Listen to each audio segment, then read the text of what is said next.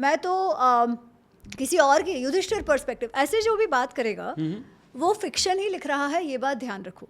क्योंकि आपको कैसे मालूम द्रौपदी का पर्सपेक्टिव क्या था, आपको कैसे मालूम कर्ण का पर्सपेक्टिव क्या था? वो सिर्फ आपका इंटरप्रिटेशन हो सकता है। करेक्ट, वो आपका पर्सपेक्टिव है, वेदव्यास जी का नहीं है। ठीक है, इसीलिए वो फिक्शन ही है, ये आप ध्यान रखो। और हमारा सारा ज्ञान फिक्शन से आने लगा, तो कहीं तो महाभारत को एटलीस्ट वट एवर रूप ही कुड उन्होंने लोगों तक लाया और उसके विषय में चर्चा शुरू हो गई जो आज तक चल रही है। तो उसमें उनका बहुत बड़ा योगदान है, इसलिए उसके लिए तो उनको बहुत बहुत धन्यवाद। Having said that, B.R. Chopra Mahabharat में बहुत सारी ऐसे प्रसंग हैं जो वेद व्यास महाभारत से पूर्णतः विपरीत है। ओके, ठीक है, एक तो जो मैं हर बार कहती हूँ, पर आई थिंक अगर किसी को नहीं मालूम तो उनको ये पता होना ही चाहिए, महाभारत का युद्ध किसके कारण हुआ? ज्यादातर लोग कहते हैं द्रौपदी की वजह से हुआ। हाँ, क्योंकि द्रौपदी ने कुछ लूज कमेंट्स अंधे का पुत्र अंधा कह दिया। अब अगर किसी को कहना हो कि अच्छा इसका टेक अवे क्या, what do you learn from Mahabharat, तो लोग कहेंगे अरे स्त्रियों की जो जबान है वो ऐसी नहीं होनी चाहिए, उसके कारण युद्ध हो जाता है, तो वी हैव टू एंश्योर कि स्त्रियां डिसिप्लिन में रहे वगैरह वगैरह। सारा जो युद्ध का जो ये ओनरशिप है वो द्रौपदी पे फोड़ दी जाती है। करेक्ट। जबकि महाभारत में अंधे का पुत्र अंधा ऐसा कोई स्टेटमेंट ही नहीं है। ठीक है, द्रौपदी ने ऐसा कहा ही नहीं है, ये तो सबसे पहली बात। द्रौपदी हंसी भी नहीं है, द्रौपदी वहाँ थी नहीं। पहली बात तो जब ये प्रसंग होता है कि दुर्योधन गिर जाता है पानी में, तो द्रौपदी वहाँ थी नहीं।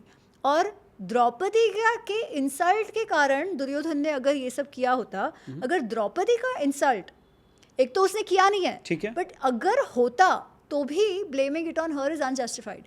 क्योंकि जब भीम को बचपन में जहर दे के मारने का प्रयत्न किया और वो नदी में चले जाते हैं, दुर्योधन ने किया, हाँ, द्रौपदी कहाँ थी?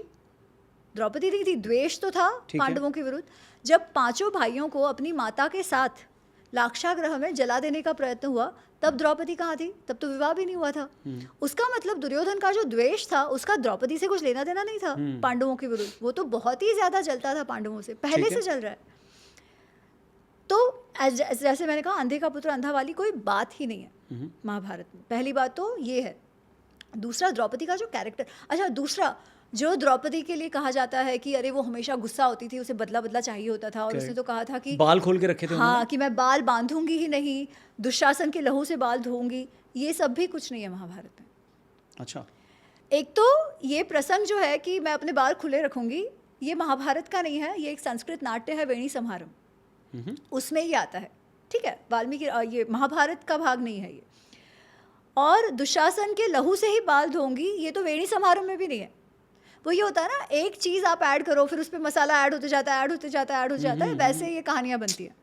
तो उसके द्रौपदी ने तो ये वेणी समारंभ में भी नहीं है कि मैं अपने बाल दुशासन के लहू से धोऊंगी, ये कुछ भी नहीं है।